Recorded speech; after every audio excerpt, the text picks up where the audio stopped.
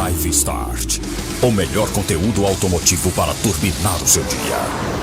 Problemas na buzina? Por tratar-se de um item obrigatório, pode render multa para o proprietário caso não esteja funcionando regularmente. Manter a buzina automotiva em perfeito estado é importante, não apenas para ficar de acordo com as leis de trânsito brasileiras, mas também para sua segurança. Afinal, ela pode ser um recurso utilizado para evitar uma colisão no trânsito. Por vezes, a buzina automotiva para de funcionar de repente e o motorista só vai descobrir isso no momento que mais precisa dela. Para não ser surpreendido e ficar na mão, confira quais são os problemas mais comuns nessa peça e previna-se. Os casos mais comuns são de fusíveis queimados, por isso, este deve ser o ponto inicial na procura do problema. É possível localizá-lo pelo manual do carro sem dificuldades. Se a placa de metal que está presente lá dentro estiver quebrada, será preciso realizar a troca. Outro defeito é no contato da buzina, que é responsável por acioná-la no momento em que o motorista aperta o volante. Se eles...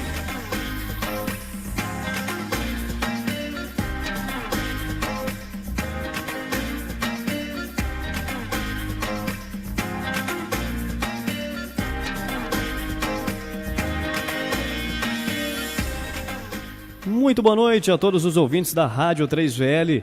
Hoje, terça-feira, dia 14 de junho de 2020.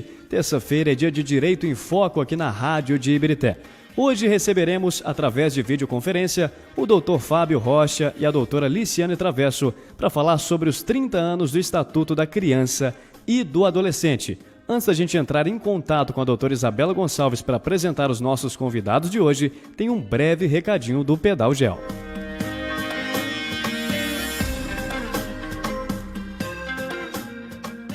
Em tempos tão difíceis em razão da pandemia, é preciso o máximo cuidado e proteção com a saúde. A solução ideal para a prevenção contra o coronavírus está na ponta dos seus pés e na palma da sua mão. Evite a contaminação com o Pedal Gel.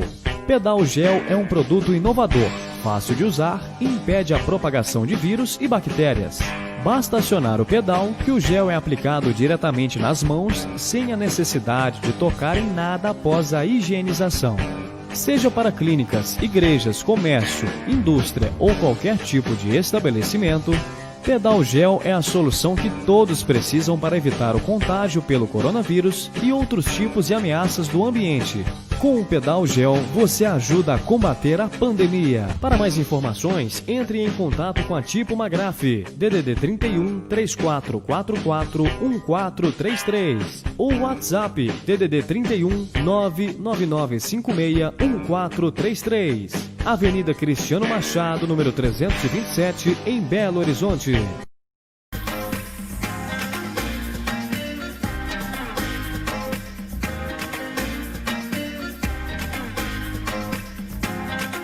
Muito bem, estamos de volta em definitivo.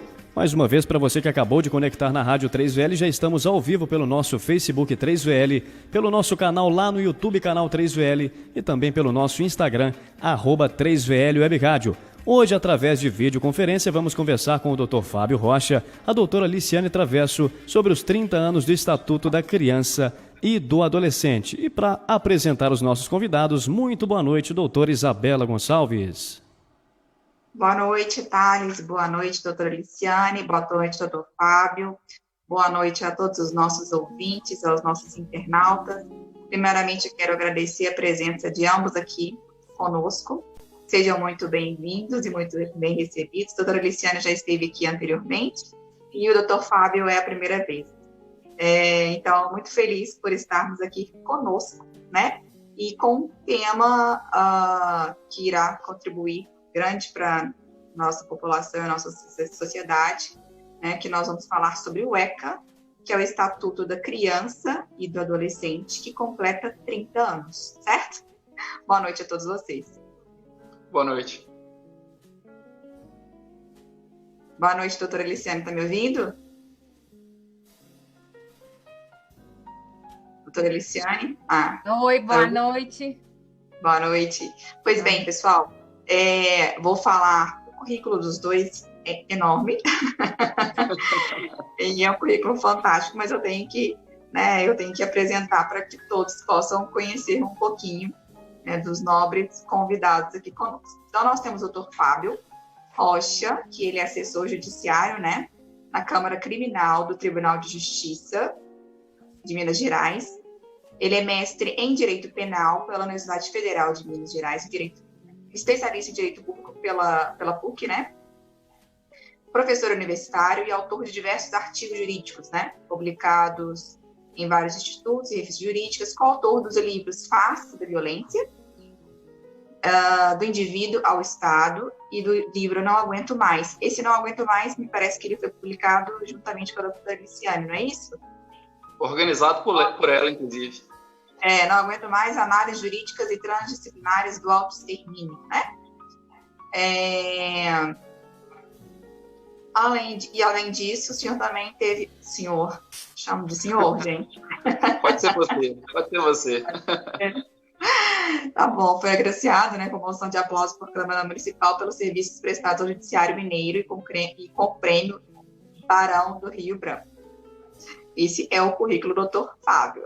Agora, pessoal, vou introduzi-los aqui para a doutora Liciane. Doutora Liciane Traverso, doutora em Ciências Jurídicas e Sociais pela UMSA, mestre especialista em Direito e professora universitária desde 2002, em curso de graduação e pós-graduação, professora de inglês concursada do Estado de Minas, perita ambiental judicial, organizadora das obras Não Aguento Mais, Análises Jurídicas, né, e Transdisciplinares do Autoextermínio, que eu acabei de mencionar, e da obra Faces da Violência, autora do livro Mobilidade Urbana do Estado Democrático de Direito, autora e coautora de vários artigos científicos, né, palestrante, também foi homenageada, né, pela Faculdade de Direito da Fundação Getúlio Vargas, né, e também teve uma premiação de destaque acadêmico científico, né, com a medalha Mulheres de Destaque, pela atuação em Belo Horizonte. Certo? Certo. Desculpa, eu falei muito rápido, o Thales vai brigar comigo depois, que ele fala, Isabela, não pode falar nessa velocidade, tem que falar mais devagar. Não, mas deu para entender perfeitamente. Aqui o currículo é muito extenso, então não tem como. Olha, eu acho que daqui a pouco você vai falar assim, Isabela, quando voltar os jogos, eu vou te colocar para narrar jogo, né? Não, mas deu pra entender legal. Baita currículo dos dois, né? O programa de hoje sensacional. Então, tá bom. Mas, então, sejam muito bem-vindos. Primeiramente, como eu já havia iniciado, né, anteriormente, nós vamos falar sobre o Estatuto da Criança e do Adolescente. Vou fazer a pergunta inicialmente para a doutora Liciane, mas, doutor Fábio, quando o senhor quiser intervir, fique à vontade, tá? Faço para ela, depois faço para o senhor. Senhor não, gente, você. Tá bom? Mas vamos lá. O nosso público aqui, nós temos pessoas que são da área, né, possuem conhecimentos jurídicos, outros não. Então, lembrando que nós temos o universo aqui, ele é bem amplo. Às vezes eu vou ter que fazer algumas interrupções para que todos tenham acesso e para que essa informação possa alcançar o maior número de pessoas, tá? Mas vamos lá, qual é a finalidade, quais são os direitos, né, e garantias previstos ali no Estatuto da Criança e do Adolescente? Com a palavra, a doutora Liciane. Primeiramente, boa noite a todos. É um privilégio estar aqui.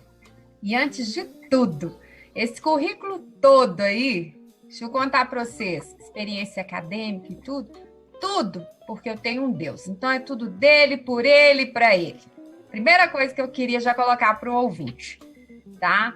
Nós estamos numa época de pandemia, uma época todo mundo enclausurado, uns com os nervos à flor da pele, outros estudando demais, outros comendo demais, outros doidos para sair, doidos para arrumar. Você vê, a gente dando aula ininterruptamente. Hoje eu dei aula a manhã inteira, a tarde inteira, e a gente fica doido para falar, ver gente, estar com gente. Então eu queria falar para o ouvinte. Então, agradecer a sua presença, de ter se conectado aí no canal.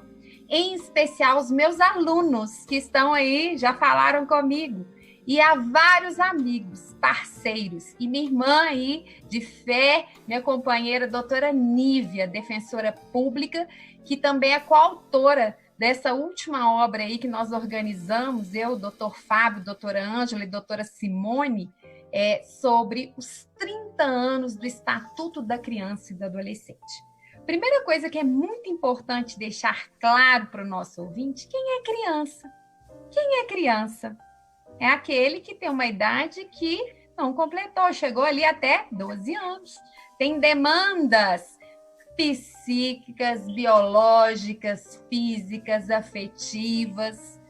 Gente, nós somos a raça que mais demanda de cuidado na primeira infância. O cachorrinho, rapidinho, a gestação é muito mais rápida, mais rapidamente ele fica independente. A criança, ela necessita de ser cuidada em todos os seus aspectos. Seu desenvolvimento biológico, psicológico, emocional, e tudo aquilo que ele vivenciar, que essa criança vier a comer, a sofrer influências externas do meio que ela está inserida, desde a concepção, desde o ventre, ali ela já recebe informação, nutriente. Então, o Estado brasileiro, ele acolhe essa primeira infância, essa criança e o adolescente. Quem é o adolescente? Entre 12 e 18 anos não completos. Então, essas pessoas estão em formação, em desenvolvimento biológico, psicológico e serão os adultos de amanhã. Então, urge esse cuidado com essa primeira infância, com a adolescência. Porque como é que serão cidadãos adultos, saudáveis, interagindo socialmente? Criou-se uma legislação específica para zelar para a integridade em todos os âmbitos.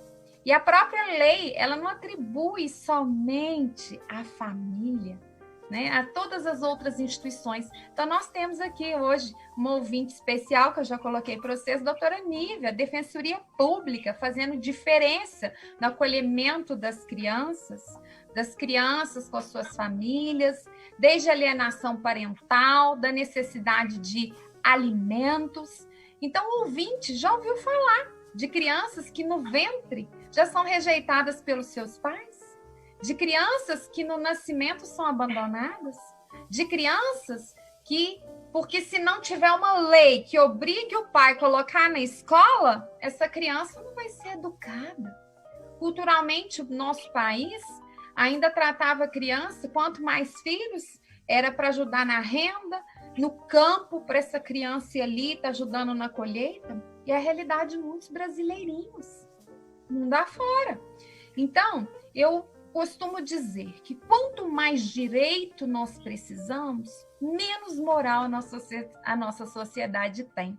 Nós temos que ter um direito para dizer, se você gerou uma criança, você é responsável por ela. Nós temos que ter um direito para garantir a integridade física, biológica, o desenvolvimento de uma criança. Então, quando a gente reuniu para falar desses 30 anos que foi comemorado ontem, dia 13 de julho de 2020, foi justamente para falar até que ponto, né, o Estado brasileiro, de fato, tem cumprido seu dever, não só na regulamentação, mas na eficácia, na efetivação, na garantia dos direitos e os deveres da criança. Culturalmente, a gente tem falado muito de direito da criança. O direito da criança de estudar, de ter uma família, de ter acesso, de ser incluída no âmbito escolar. Mas não podemos também nos omitir em relação aos deveres. A nossa sociedade precisa falar de deveres, onde há direito, há dever. E a gente tem falado tanto em direito porque os direitos foram muito e têm sido muitos violados, né? Os direitos têm sido violados e por isso tem uma legislação específica para acolher, para orientar, para garantir. E mesmo tendo um direito que garanta a integridade, o desenvolvimento dessa criança, esse acolhimento dessa criança, há um descumprimento. Então, hoje a gente vê, embora tenha avanço muito importante nessa tutela legal, tem um Ministério Público específico ali atuando em prol dos direitos, deveres, o cumprimento diante das famílias, eu queria hoje que a nossa conversa aqui é chamando para o nosso ouvinte, para a realidade que nós estamos vivendo. Nós estamos hoje por questões de pandemia, isolados dentro das nossas casas. As mães, as famílias têm sentido o que é estar com uma criança e um adolescente 24 horas dentro de casa. Eu sou mãe, doutora Isabela é mãe, Fábio ainda não é pai, mas ainda vai ter o gostinho. Vários ouvintes já são pais, mães, avós. Nós temos percebido o que é estar 24 horas com crianças dentro de casa. A demanda em todas as áreas que essa criança precisa. E hoje nós estamos sentindo a valorização do papel do professor, da escola, de estar em comunidade, em coletividade, do acesso aos clubes, do acesso à vida social coletiva como um todo, da importância. Mas talvez também seja um momento para a sociedade parar e refletir. O filho é teu, né? Você gerou, é seu, cuidar dele nas todas as dimensões que uma criança, um adolescente necessita desse acolhimento. Nós estamos disputando com a tecnologia. Nós estamos falando de uma mídia que hoje um bebê, gente, briga para estar com um celular na mão. Falando para minha irmã está com uma bebê de 10 meses, que ela não aceita mais aquele brinquedinho colorido, que é, né, A, B, C, D, D. Não, ela quer o celular de verdade.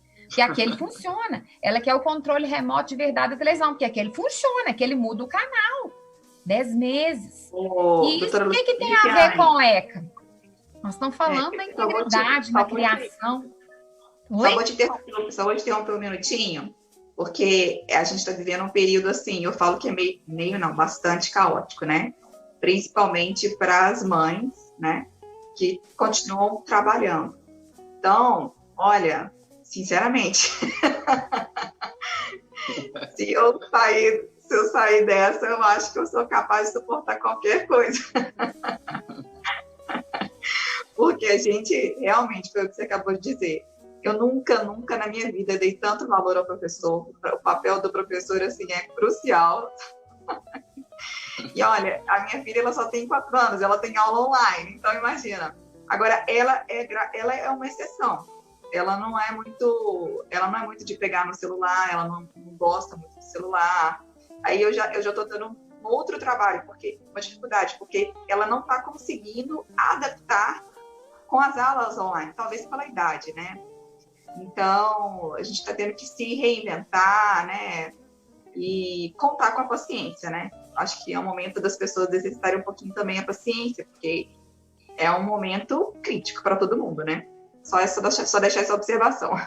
E o interessante que a gente pode colocar, Isabela, é a sua filha, ela tem um time para estar diante de uma tela, né? Ali de concentração, as outras demandas. Mas se você tem um contexto sociofamiliar, recursos na sua casa, espaço, hoje as famílias vivem cada vez espaço mais diminutos, dividindo o mesmo cômodo vários. Né? Nós vamos ver uma incidência de violência nas famílias, um adoecimento mental dos pais, dos adultos, as mães literalmente enlouquecendo, porque a criança não quer obedecer, ela está dentro de casa, ela ter aquela rotina, obrigação de estudar, é muito difícil, porque ela está em casa, então não tem a diferença do domingo para o sábado, para a segunda, e você colocar uma rotina, você é chata, você não funciona, né? Isso é muito complicado. E eu queria que o ouvinte pudesse participar também, porque ele se identifica, porque ele está dentro de casa com o filho, com criança, e se ele não está, ele tem um vizinho. Fábio, você tem um vizinho que tem um filho, você tem um irmão que tem um filho. Você está vendo o drama das famílias como um todo.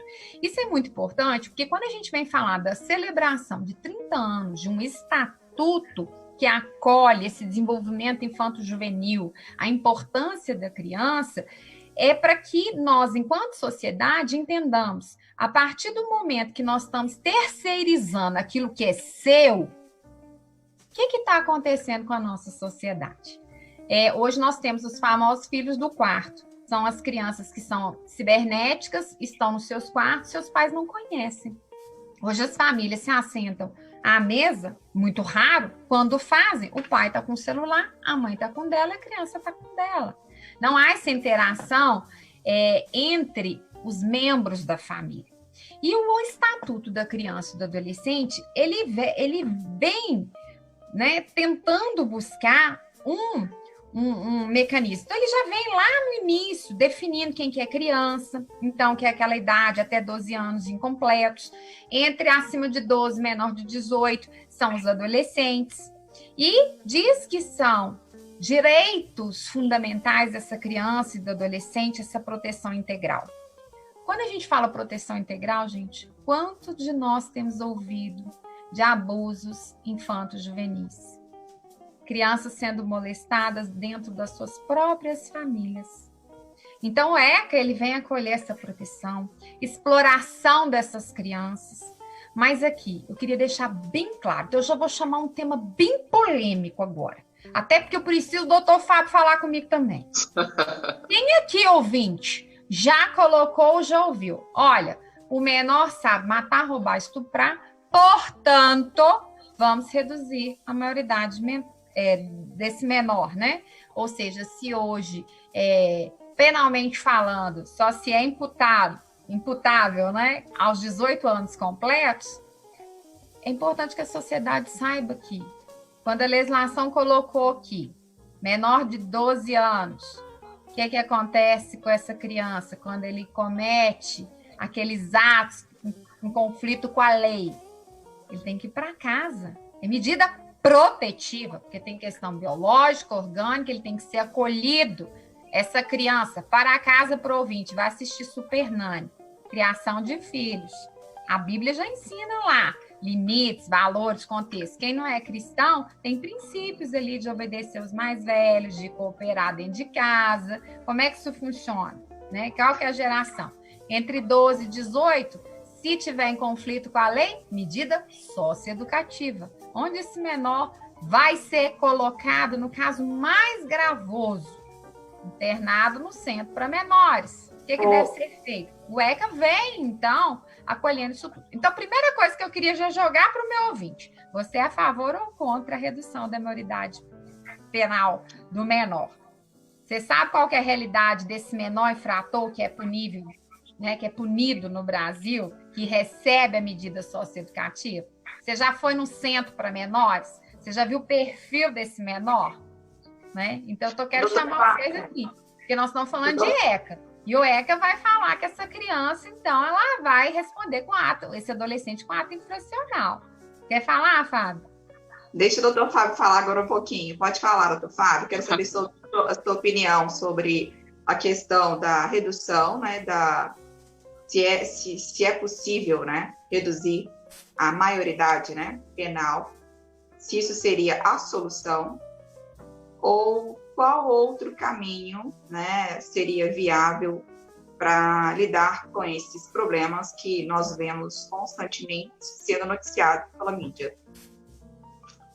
Perfeitamente.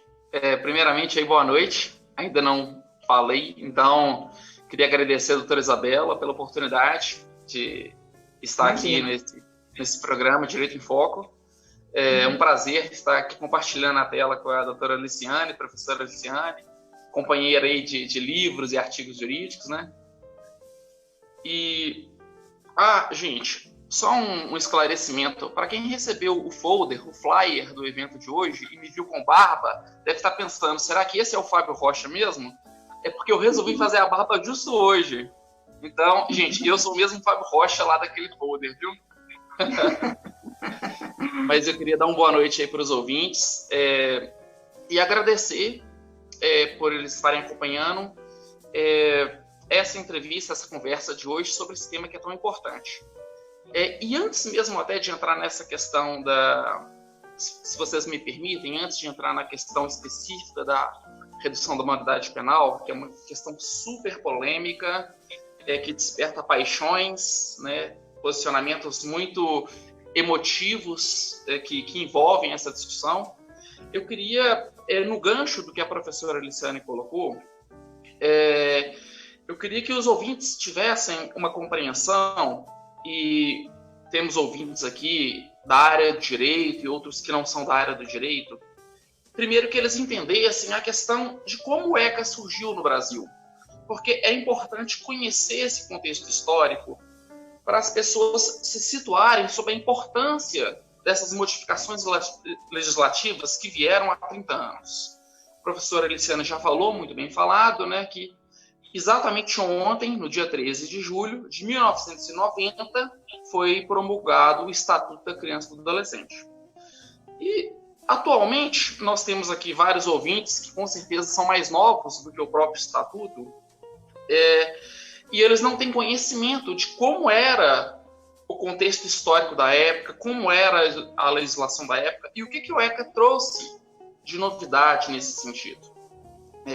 Eu também era novo na época, né? Eu era um rapaz de 10 anos de idade, mas eu já acompanhei esse movimento em 1990, desse rebuliço social que trouxe o ECA. Então, hoje, nós vemos nos noticiários, todos os dias, várias novas leis sendo aprovadas, e pode causar a impressão de que o ECA é apenas mais uma lei que em 1990 foi aprovada. E o contexto de criação do ECA foi bem superior a isso.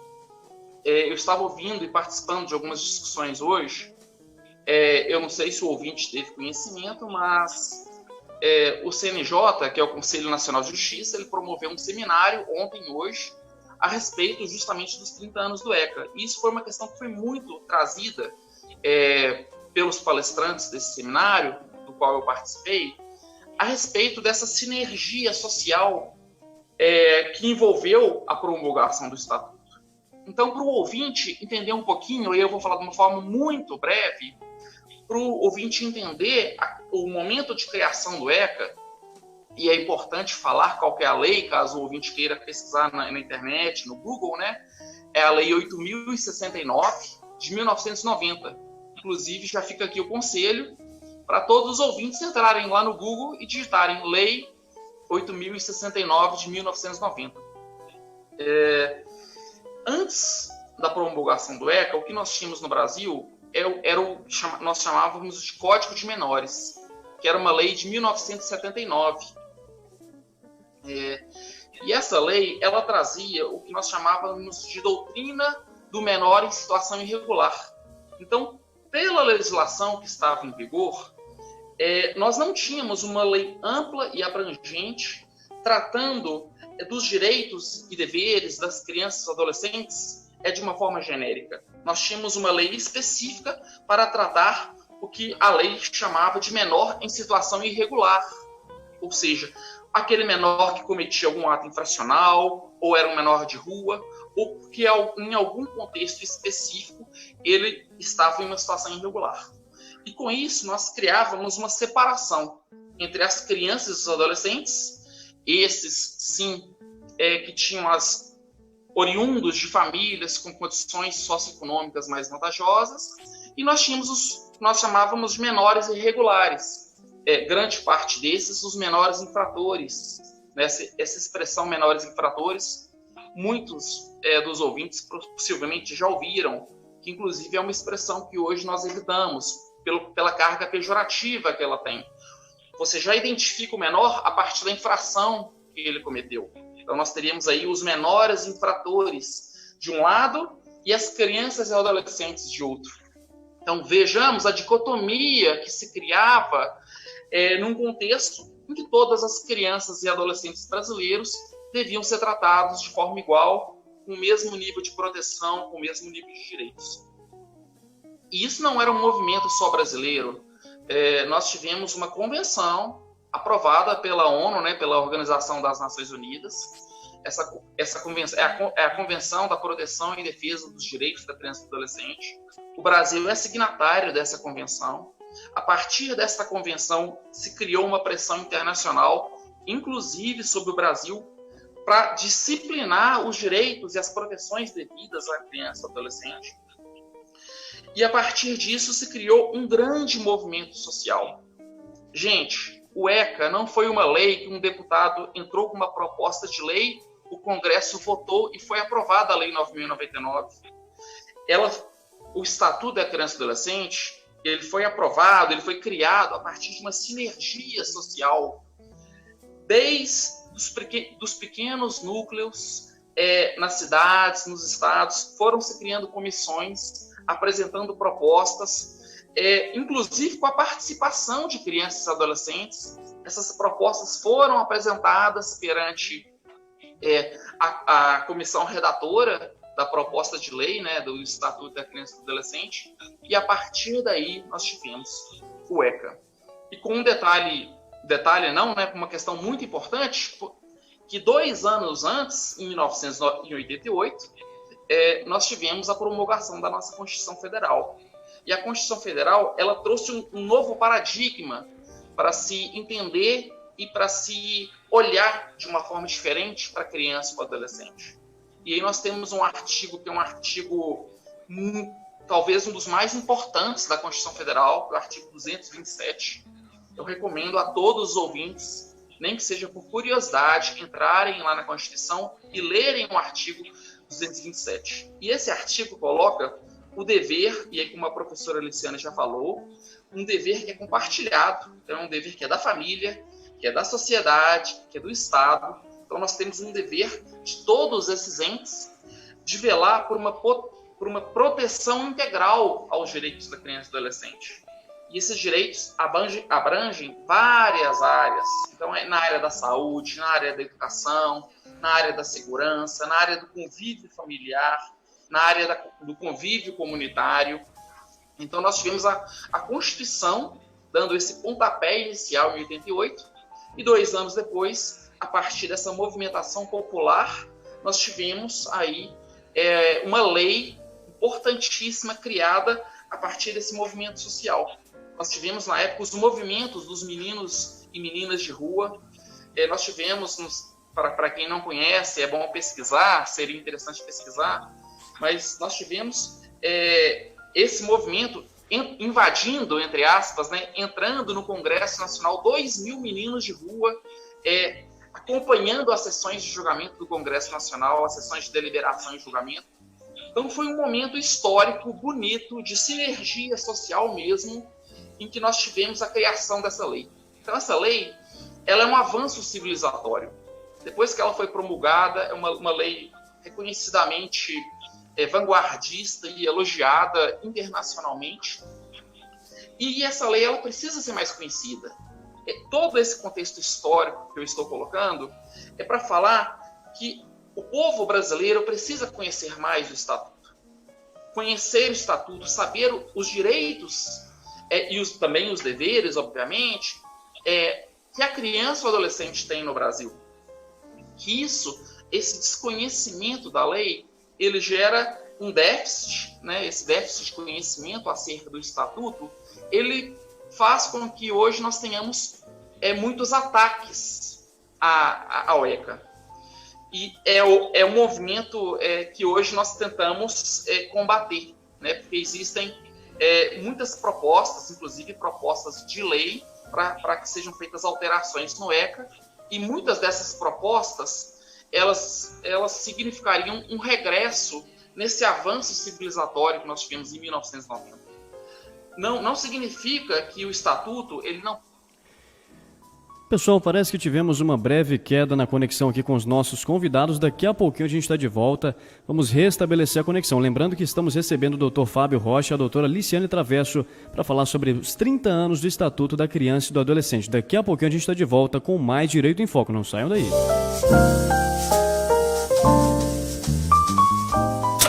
Drive Start, o melhor conteúdo automotivo para turbinar o seu dia. Problemas na buzina? Por tratar-se de um item obrigatório, pode render multa para o proprietário caso não esteja funcionando regularmente. Manter a buzina automotiva em perfeito estado é importante, não apenas para ficar de acordo com as leis de trânsito brasileiras, mas também para a sua segurança. Afinal, ela pode ser um recurso utilizado para evitar uma colisão no trânsito. Por vezes, a buzina automotiva para de funcionar de repente e o motorista só vai descobrir isso no momento que mais precisa dela. Para não ser surpreendido apreendido e ficar na mão, confira quais são os problemas mais comuns nessa peça e previna-se. Os casos mais comuns são de fusíveis queimados, por isso, este deve ser o ponto inicial na procura do problema. É possível localizá-lo pelo manual do carro sem dificuldades. Se a placa de metal que está presente lá dentro estiver quebrada, será preciso realizar a troca. Outro defeito é no contato da buzina, que é responsável por acioná-la no momento em que o motorista aperta o volante. Se ele estiver com defeito, é necessário retirar o volante para realizar o conserto. Tá todo mundo ligado!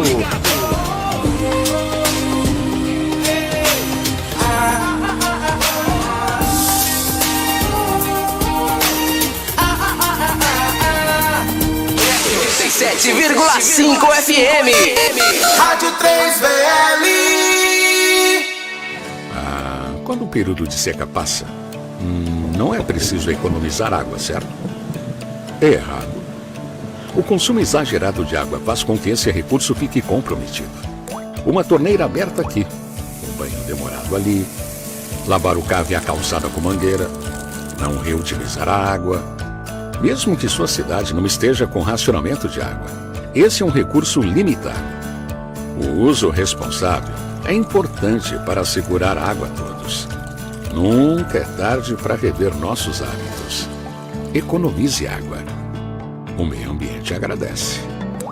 A prática de exercícios é extremamente importante para a saúde física do nosso corpo. Assim como a água tem uma função importante para o organismo, se exercitar é indispensável para manter a musculatura em movimento, gastar energia e fortalecer os ossos e articulações. Além de ajudar na diminuição do estresse, melhora no fluxo de sangue ao cérebro e redução da ansiedade. Praticar exercícios regularmente previne todos esses problemas e também ajuda na recuperação de depressão e autoestima, que são muito comuns na sociedade. Mova-se, viva uma vida feliz.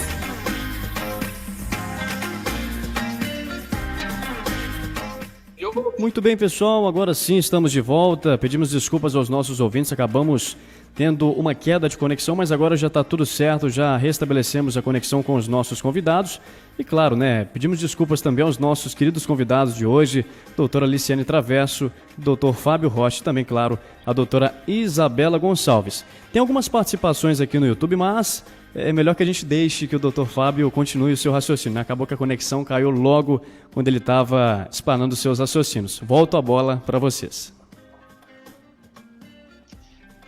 Me ouvem bem? Tudo certo, agora sim. Tá bom? Tá ótimo. Pessoal, eu achei que era a minha conexão, porque a minha internet normalmente não colabora. Não, mas, não.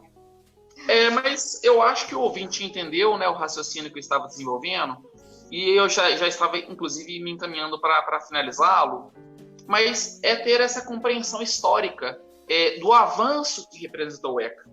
E esse avanço, ele nos traz uma responsabilidade, que é a responsabilidade, e aí eu digo nossa, de todos, da sociedade civil, de quem atua na área do direito, que é a responsabilidade de tentar zelar pelo ECA. O ECA é um instrumento extremamente importante, que representou um avanço muito grande para centenas de milhares de crianças e adolescentes. A partir da sua promulgação, nós tivemos a criança e o adolescente como sujeito de direitos. Enquanto no Código de Menores, que vigorava antes da promulgação do ECA, as crianças e os adolescentes não eram vistos como sujeitos de direitos, eles eram objeto de posse, eles eram um objeto de apuração de infrações. A partir do Estatuto da Criança e do Adolescente, nós passamos a ter eles como sujeitos de direito, merecedores de uma proteção. E aí, desde a Constituição Federal, como eu já ressaltei, merecedores de uma proteção integral, uma proteção em termos robustos, e não, como é que eu posso dizer? Perdão, gente, acabei de ver uma cena linda aqui, a Liciane com o seu bichinho. Mas então nós passamos a ter aqui os adolescentes como esses sujeitos de proteção. Nem sei se convém agora eu adentrar o assunto da questão da redução da maioridade penal, porque é um assunto bastante polêmico e bastante extenso. E eu acabei me estendendo aqui falando muito. Então, eu devolvo a bola para a doutora Isabela, para a doutora Eliciane, mas quando nós formos tratar aqui da questão da maioridade penal, se me permitirem, eu volto a fazer algumas considerações aqui. Só queria fazer essas considerações iniciais e falar com a doutora Isabela e a doutora Eliciane, que estão passando por essa pandemia com criança em casa, que eu não tenho filhos ainda, né, como a doutora Eliciane falou, mas aproveito para dar uma notícia aqui ao vivo, de primeira mão e não sabida por ninguém, que eu e minha esposa estamos grávidos de 4 meses, então em breve estarei na mesma situação que as senhoras. Que maravilha, que bênção, feliz demais. Ao vivo, hein? Parabéns, doutor Fábio. Ao vivo, hein? Obrigado. Pois é, ao vivo, primeira mão. Aproveitando rapidinho aqui, só para a gente dar uma interagida com as pessoas que já mandaram aqui as participações, queremos agradecer a audiência mais uma vez pelo nosso aplicativo em Sarzedo, Mário Campos, Brumadinho, Contagem, Belo Horizonte e também quem está sintonizado pela 87,5 FM aqui na região de Ibirité. Lembrando que estamos também ao vivo pelas nossas redes sociais, canal 3VL, YouTube, Facebook 3VL e também lá no Instagram, @3VL Web Rádio. Quero agradecer aqui a participação do pessoal que está no YouTube. Arielle Rocha, boa noite. Assunção Rocha também, mandando seus recados. E a Arielle fez aqui mandou um recadinho pra gente envolvendo aquilo que estava sendo abordado há alguns instantes. Professora, eu sou a favor, mas também, na minha opinião, o menor deveria responder pelo crime cometido e não pela idade dele. Esse foi um comentário da Arielle e depois veio uma pergunta do Assunção Rocha. Quais os avanços do ECA nestes 30 anos e quais os desafios? Muita coisa boa! Hoje a gente percebe, né, essa tutela com esse menor, muito mais eficaz, os conselhos, os órgãos para o acolhimento desse menor, a vigilância sobre eles, começa até pelos postos de trabalho. Essa exploração, né, do trabalho infantil que é vedada, e é um tema também muito polêmico, tendo em vista que vários dizem, eu vim de uma cultura que todo mundo muito cedo trabalhava, e aí eu volto à pergunta, você colocaria o seu filho com 12 anos para trabalhar onde? Fazendo o quê? Se você tem recurso, você vai investir no trabalho intelectual, educacional dele, na formação dele. Você quer botar ele aonde? Com 12 anos, para trabalhar fazendo o quê? Isso é muito sério. Em relação ao menor, ele responde. Até 12 anos é a proteção, tendo em vista o caráter biológico, pelo seu desenvolvimento ainda, por estar desenvolvendo informação.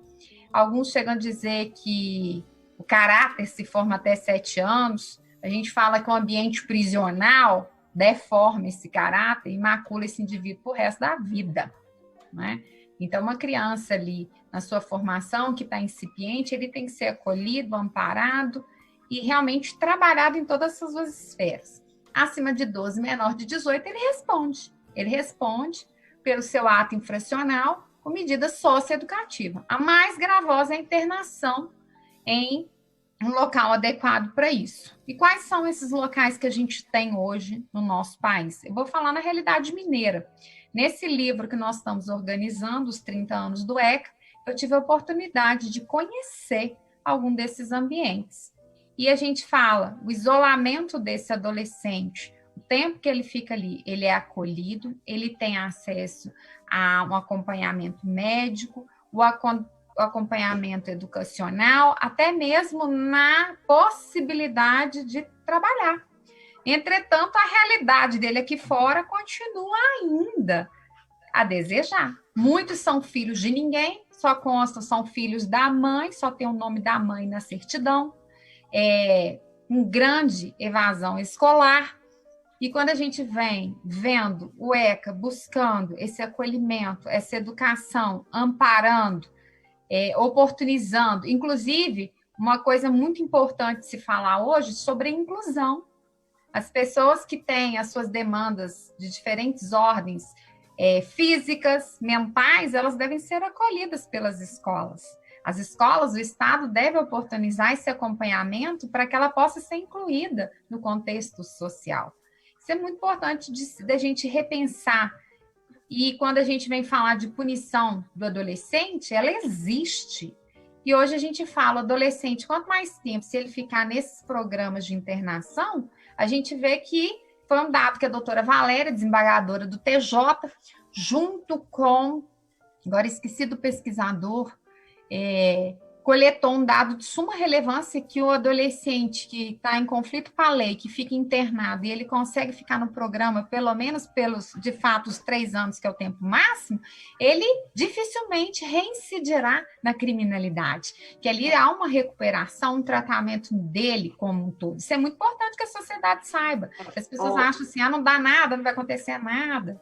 Né? Agora, a realidade dele aqui fora não mudou. O pai agora não é presente, não tem emprego na casa, né? Ele não tem casa própria, a família não tem, a realidade, isso é muito sério. Porque dificilmente você vê nessas instituições uma pessoa de uma classe melhor favorecida cumprindo uma medida socioeducativa. Vocês já viram? É a exceção. Doutora Eliciane, vou só interromper a sua fala, porque há um tempo atrás nós tivemos a presença do doutor José Honório, que foi juiz aqui, diretor do Foro da Comarca de Ibirité. Ele teve uma atuação durante muitos anos na Vara da Infância e Juventude, sabe? E uma frase dele que me impactou foi a questão do tempo. Para você, na sua concepção, 1 ano fora de um ambiente prisional, como é que vai ser? Né? No caso, eles não é um ambiente prisional, né? Tem outra nomenclatura, né? Então, quais serão os impactos disso na vida dessa criança ou desse adolescente? Então, a gente que está de fora tem uma outra visão, né? Então, muitas vezes, não estou aqui querendo defender, mas eu acho que às vezes é hora de nós refletirmos também, e eu acho que o problema também envolve outras questões, né? Aí nós temos uma questão de cultura, uma questão de Estado, né? Como que nós podemos, existem vários poderes que estarão aí, né, interligados, o executivo, o legislativo, o judiciário, todos, né, e a sociedade em si, né, acho que aí é um problema que envolve todas as esferas, né. Além disso, só vou interrompê-la no seguinte sentido, eu vejo que a obra, né, que foi escrita pelos senhores, ela envolve a questão do suicídio. Pouco se fala sobre o suicídio, né, entre os adolescentes. Não, é um tema que as pessoas não comentam, né? Mas eu queria saber da opinião aí dos senhores se isso está relacionado a algum abuso que eles, porventura, não tenham sido, né, acometidos, ou está relacionado também à prática de bullying nos últimos tempos. Vocês saberiam dizer? É um tema muito complexo, né? A questão do autoextermínio infanto-juvenil tem alarmado principalmente os órgãos, as autoridades, porque muito precocemente uma criança já falando que não quer viver, poxa, a criança sempre está sonhando, está imaginando, está criando. Então, mais uma vez, voltando para a realidade. Quem são as crianças? Qual o contexto que elas estão sendo criadas? Como elas estão sendo alimentadas em todas as suas formas, sonhos? O que elas têm assistido? É uma sociedade que cria para ter. E as pessoas não são. Elas têm as coisas. Quais são os valores? A questão do bullying é muito séria. Na minha época, a gente não chamava de bullying, né? Tinha o corredor polonês, que as pessoas apanhavam, mas sempre existiu a figura do rolo de poço, do zoiudo, dos oreiudo, sempre existiu, e hoje ela está muito mais aflorada, porque hoje numa mídia, numa rede social, existe até o cyberbullying. Rapidamente você dissemina, acaba com a vida de uma criança, de um adolescente, né, expondo ela ao ridículo. Isso é muito importante da gente falar, porque é uma situação que tem matado mais, o autoextermínio tem matado mais do que guerra. A cada 40 segundos, uma pessoa se autoextermina no mundo. Isso é muito sério. E quais são as políticas públicas de prevenir? Então, nós vamos falar de formação. de princípios, de valores, de oportunidades. Então, quando a gente vem falar de tratamento para aquele que está em conflito da lei, a lei garante um tratamento digno, humano, que dê acesso à saúde, educação e formação. Mas essa lei, ela já está garantindo aqui no Estatuto da Criança e do Adolescente isso tudo antes de o ato infracional acontecer. Só que isso é muito importante, como é que é a realidade, o dia a dia desse menor? Não necessariamente foi abusado que ele vai ter ideação suicida. São questões orgânicas, são questões de valores, de inversão, são falta, alguns para chamar atenção, alguns por carência, outros para se autoafirmarem. Isso é muito sério, isso é uma discussão, porque é uma realidade da sociedade como um todo, não só brasileira como mundial. Não foi à toa que teve aquele grande grupo de adolescentes se autoexterminando com jogos de baleia azul. Mais recentemente falaram da figura do Pateta na mídia. Por que tem, inclusive, sites que atraem esse tipo de olhar para essas crianças e adolescentes? Às vezes é aquele acolhimento que não acontece na família, às vezes vai falar com estranho, pode ter uma situação de abuso e que não foi acolhido, o corpo fala, a criança fala, as famílias não se conhecem. Quais são os princípios ali, as oportunidades, as garantias? Porque dentro de 4 paredes, gente, cadê o Estado entrando e vindo? Cadê o vizinho? Essa escola sabendo disso, né? E podendo acompanhar. É. Vamos começar com uma coisa pontual. Mas aí nós entramos num outro ponto. O que me preocupa é o seguinte, veja bem, nós estamos em tempos de pandemia, certo? Sim. As crianças estão em casa e muitas delas continuam sendo violadas e violentadas. Como é que a gente resolve esse problema? Gravíssimo, né? E aí essa criança, sabe onde que ela está agora? Ela está nas redes sociais. Ela está desenhando, ela está falando, ela está buscando. E cadê essa família ali? Né? Quem que é o agressor? Se são os pais, muito difícil. Mas nem todos são agredidos, são violentados pelos seus pais. Não é uma realidade. Né? Acontece? Sim. Claro, mas sim, como que ela vai ser acolhida? Não é? Isso é muito sério. E quando é o adulto também, como que ele vai ser acolhido? Então vamos falar, cuidar da mente, cuidar das questões emocionais é artigo de luxo no nosso país. Que é uma coisa, você e eu, ninguém pode colocar lá no imposto de renda uma declaração com desconto, com isenção, alguma coisa, por tratamento psicológico. Sabia disso? Agora, o psiquiátrico pode. Aquele que medica, você pode colocar, ok? Vamos colocar a realidade de escola pública. Você sabe que não existe a figura do psicólogo em escola pública? Quem que vai ter que assumir isso aí? A direção, os professores no dia a dia. Aí nós vamos ter que chamar o conselho tutelar, chamar a polícia para situações que afloram em sala de aula. Uma criança extremamente agressiva, uma criança toda rabiscada, que o caderninho está todo riscado, desenhos muito estranhos. Agora, com essa situação de pandemia, com certeza fica muito mais difícil. Que como é que vai ter esse olhar estatal, social? É porque eu falo que o papel da escola, ele é fundamental para isso, né? Às vezes a escola, os professores, eles que observam esses comportamentos diferenciados, né? Isso. Então, quando eu falo assim, é preocupante, nesse sentido, porque eles não estão lá, né? Sim. Então, assim, é um problema, né? Que a gente não sabe o que vai acontecer depois, né? Sim, isso, e aí a gente não tem, né, uma solução, uma fórmula mágica, por isso que a informação é importante. O corpinho, a criança fala, o desenho, o comportamento dela, elas já sinalizam a criança que não quer levantar, só está no quarto, só quer dormir, ou fica apática. São indícios que a própria família pode acolher. Agora, se essa família também está adoecida, ou tem inversão, né, de valores, ou abusa, é um complicador a mais com a ausência, então, por exemplo, da escola. É um vizinho que fica sabendo. São medidas preventivas que tudo se começa com a informação, com a educação, formação de pessoas.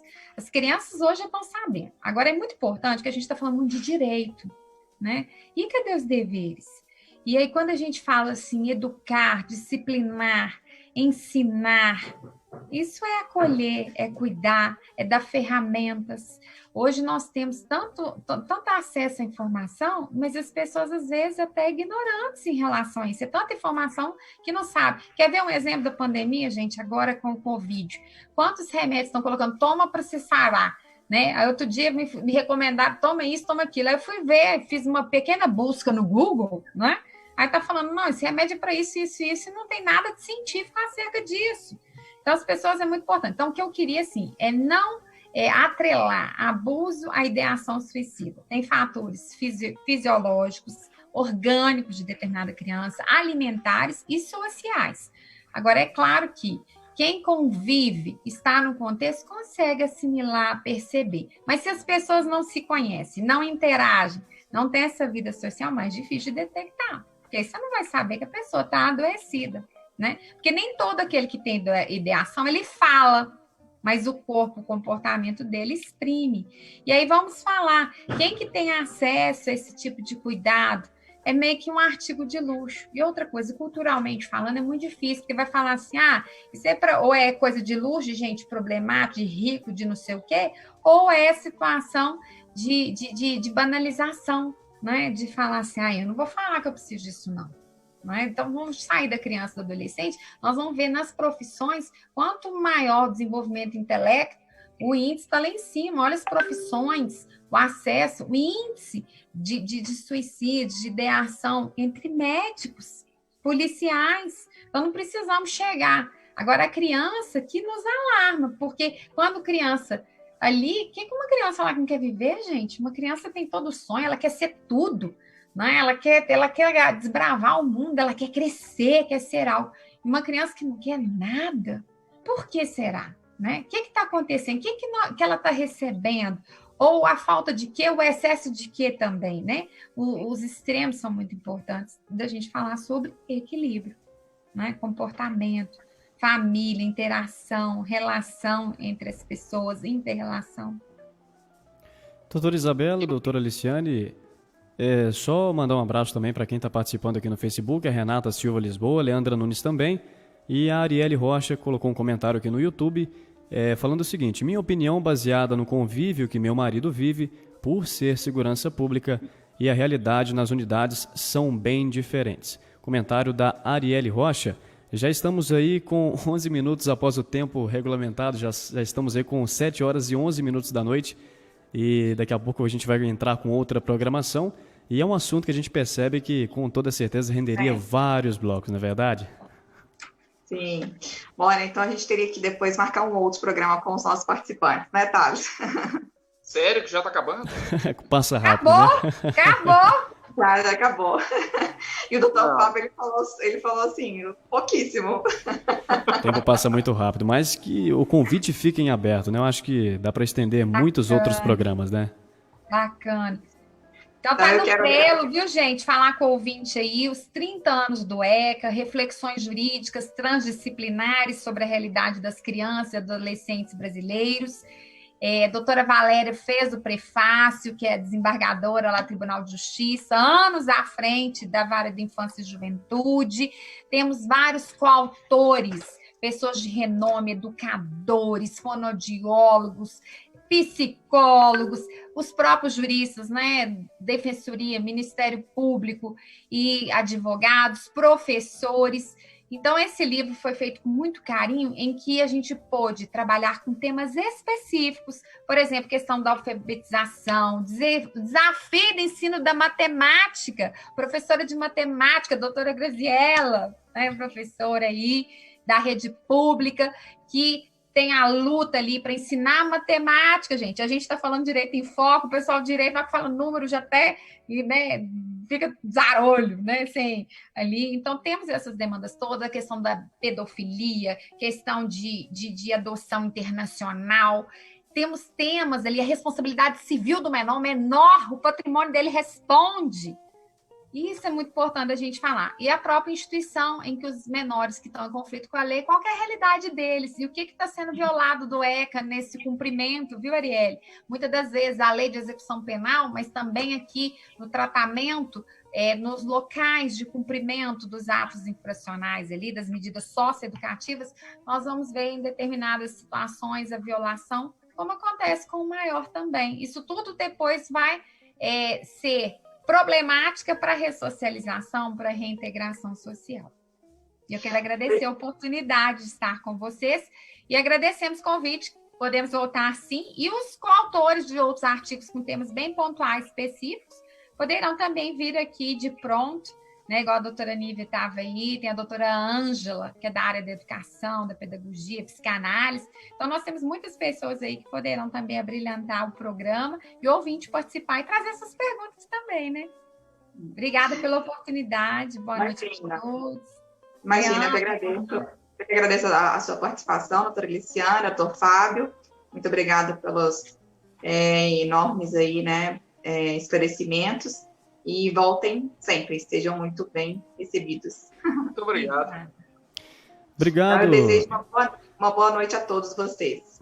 Ótima noite, pessoal. Obrigado, doutora Liciane Travesso, ao doutor Fábio Rocha, doutora Isabela Gonçalves. Com toda a certeza do mundo, vamos voltar com mais uma edição do Direito em Foco para abordar mais sobre o ECA. Sensacional programa. E para você, ouvinte, obrigado pela sua participação. A você que ouviu, mas não participou, na próxima oportunidade, envie as suas mensagens aqui para o nosso WhatsApp, 994887601. Excelente noite a todos e na semana que vem tem mais Direito em Foco. Tchau, pessoal. Boa noite. Tchau.